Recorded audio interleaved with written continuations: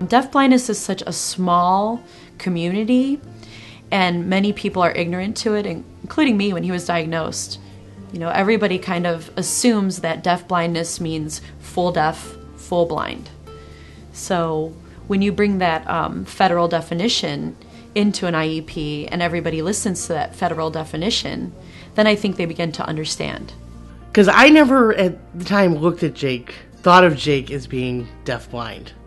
And then, because he could see and he could hear, although they weren't perfect or what they would consider normal, I just never looked at him. And then when somebody said, suggested that we register him, I was like, well, he can see, and he can hear. But then they were kind of explained to me that with any combination of a deficit, he would definitely qualify and be diagnosed as deafblind. So that's when we registered him with our Ohio Deafblind project. I actually became associated with the term deafblind when I came to do the assessment for my son when he was about 9 months old, and it was a little bit shocking because I know my son sees, and I know he has moderate hearing loss in his right ear, but the term deafblind itself, I couldn't come to terms with. I always knew, Philip was adopted, but I knew Philip was deafblind, but I didn't know exactly what that meant. So it wasn't a surprise to me.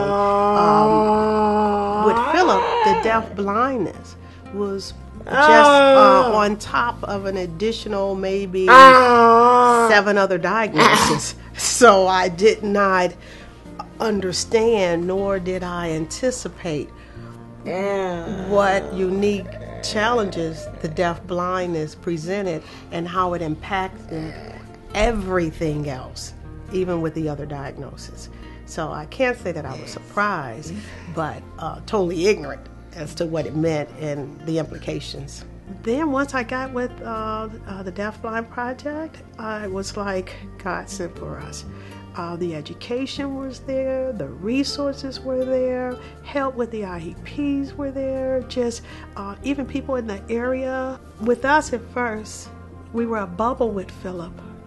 I never met another kid like Philip. It's like,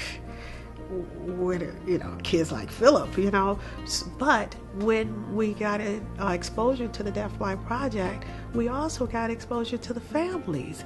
And they have just been wonderful. They have been my best teachers.